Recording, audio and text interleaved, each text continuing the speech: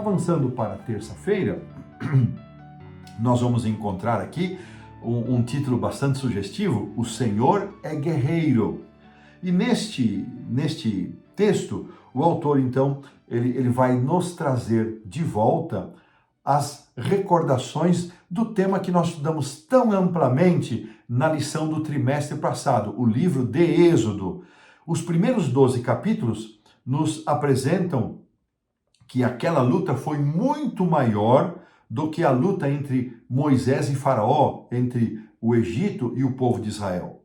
E aqui ele traz uma afirmação muito importante que vai nos ajudar a compreender muito deste aspecto que nós estamos estudando. No Antigo Oriente Próximo, os conflitos entre os povos eram, em última análise, considerados batalhas entre os seus respectivos deuses. Olha que interessante. Quando dois povos se confrontavam, eles acreditavam que o Deus que fosse mais forte daria a vitória ao seu povo. Então, não era só uma luta entre aqueles povos, mas era uma luta entre as suas divindades. Êxodo 12, vou pedir que a produção coloque aí para nós, por gentileza. Eu usei várias vezes esse texto na lição do trimestre passado e vamos usá-lo novamente porque ele é muito importante e vai nos dar aqui a compreensão daquilo que o autor está propondo para esta lição da terça-feira. Êxodo 12, e diz assim: Porque naquela noite passarei pela terra do Egito e ferirei a terra do Egito todos os primogênitos, desde os homens até os animais. E agora sim, executarei juízo sobre todos os deuses do Egito. Eu sou o Senhor. Veja, irmãos, que a batalha não era entre Moisés e Faraó, não era entre Egito e Israel, era uma batalha do único Deus verdadeiro, o único Deus vivo, contra as divindades egípcias, que eles persistiram em confrontar diante do Deus verdadeiro e foram sendo derrotados.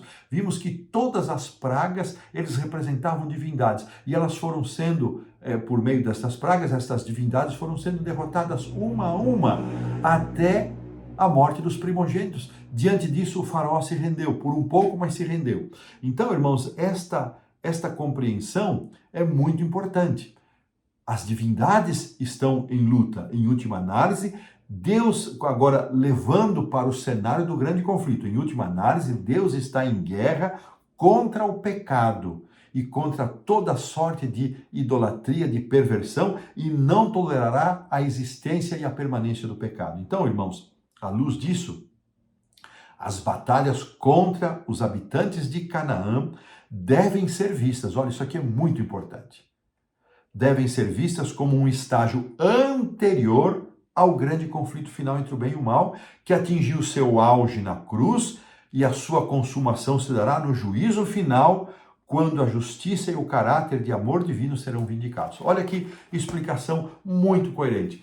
Esta batalha, o que aconteceu entre Israel e o Egito, o que vai acontecer entre Israel e essas nações cananitas, eram miniaturas do grande conflito.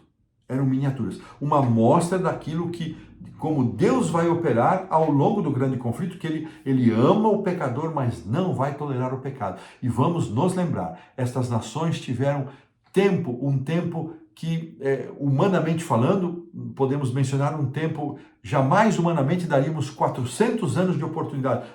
Esses foram os anos finais, além de todo o tempo de existência dessas nações, até o momento do chamado, do nascimento de Isaac, até a saída do povo, 400 anos. E todas estas informações que aconteceram no Êxodo, a passagem do Mar Vermelho, e agora a passagem do povo pelo Jordão, que infundiu terror naquelas pessoas, mesmo assim eles não se dobraram. Irmãos, eu encontrei aqui um texto para a gente ter bem compreensão disso, no Patriarcas e Profetas, na página 488, uma declaração que nos ajuda a entender. Eu vou ler aqui para vocês. Junto a uma planície fértil, abundante em ricos e variados produtos tropicais, com seus palácios e templos como locais de luxo e vício, essa orgulhosa cidade, Jericó, por trás de suas sólidas muralhas, desafiava o Deus de Israel. Então, estou lendo aqui, o capítulo 45 do Patriarcas e Profetas, que tem como título As Muralhas de Jericó, já nessa versão de linguagem atualizada da capa cinza, página 488, mas é o capítulo 45. Olha o que ele diz aqui. Jericó era uma das principais sedes do culto idólatra, sendo dedicada especialmente a Astarote, a deusa da lua. Ali se centralizava tudo que era mais vil e degradante na religião dos cananeus. Olha, não teria melhor explicação. E o povo de Israel agora tem a responsabilidade de se confrontar. Então, ali era um antro, irmãos, de perversão, de idolatria, de vício e daquilo que era mais vil e degradante.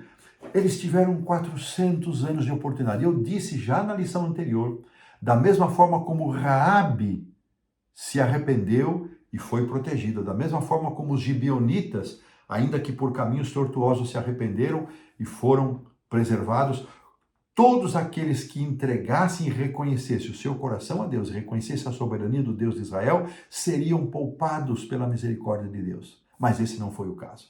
Então, irmãos, nós não podemos perder isso de vista. Deus esticou ao máximo, a gente fala humanamente o elástico, né, da sua misericórdia, esticou ao máximo, mas Deus ele estabelece um ponto. E quando Deus estabelece o ponto onde ele diz basta, é porque a taça da sua compaixão, da sua misericórdia foi plenamente preenchida. E desta maneira, irmãos, a última linha da lição diz o seguinte: a eliminação dos cananeus, portanto, deve ser vista como uma prévia do juízo final, para não restar mais nenhuma dúvida.